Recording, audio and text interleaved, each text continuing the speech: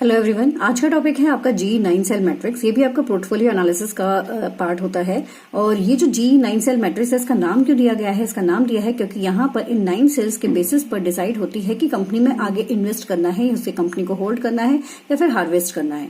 ठीक है, आप ये देख सकते हो कि ये किसने दिया हुआ है। तो ये आपका जी मैकिन्से मैट्रिक्स के नाम से भी जाना जाता है, यानी कि मैकिन्से ने इनको दिया हुआ है। इसको आप मैकिन्से 9 बॉक्स मैट्रिक्स के नाम से भी कह सकते हैं या फिर स्टॉप लाइट मैट्रिक्स के नाम से भी कह सकते हैं। स्पॉट नहीं, स्टॉप, ध्यान रखिएगा।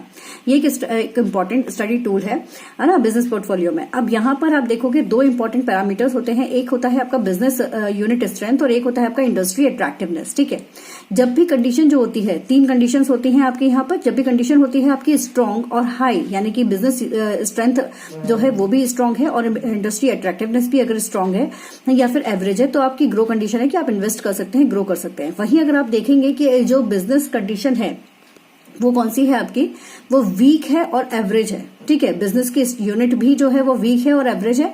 वहीं इंडस्ट्री अट्रैक्टिवनेस जो है वो भी आपका मीडियम और लो है। तो ये एक ऐसी कंडीशन होती है कि यहाँ पर आपको जरूरत है होल्ड करने की। तो आप यहाँ पर अपने बिजनेस को क्या करेंगे, होल्ड करके रखेंगे। इन्वेस्टमेंट अभी नहीं करेंगे, वेट करेंगे कि ये कंडीशन ग्रो वाली कंडीशन में आ जाए, यानी कि मीडियम अट्रैक्टिवनेस मीडियम हो जाए या हाई हो जाए। उसके बाद आप इसको क्या करेंगे, आगे अपना इन्वेस्टमेंट करेंगे। यानी अदरवाइज इस कंडीशन पे आप क्या करेंगे, होल्ड करेंगे। थर्ड जो कंडीशन आती है वो आती है आपकी कि अगर बिजनेस यूनिट की स्ट्रेंथ है वो भी एवरेज और वीक है और इंडस्ट्री का जो अट्रैक्टिवनेस है वो भी आपका मीडियम और लो है। इन दोनों ही सूरतों में आप हार्वेस्ट की कंडीशन को यूज करेंगे। क्यों? क्योंकि यहाँ पर बिजनेस में इन्वेस्ट करना थोड़ा सा प्रॉब्लमेटिक हो सकता है, क्योंकि ना तो वो ग्रो कर रहा है ना ही इंडस्ट्री अट्रैक्टिवनेस है। ठीक है, तो इसलिए इस चीज को यहाँ पर हार्वेस्ट लिया जाता है।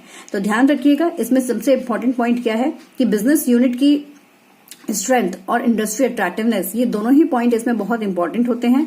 अट्रैक्टिवनेस जो रहेगा वो आपका वाई एक्सिस पर आएगा और जो यूनिट स्ट्रेंथ है यूज हो रहे हैं ग्रो के लिए ग्रीन, है ना, और इसके लिए होल्ड के लिए येलो, और आपका जो रेड कलर हो रहा है हार्वेस्ट के लिए। ठीक है, तो याद रखिएगा ये सारी चीजें, ये बहुत इंपॉर्टेंट है G9 सेल मैट्रिक्स के लिए। आई होप कि एक शॉर्ट रिवीजन जो है वो मैं आप लोगों का करवा पाई हूँ इस पर्टिकुलर वीडियो के through. Okay, all the best, take care.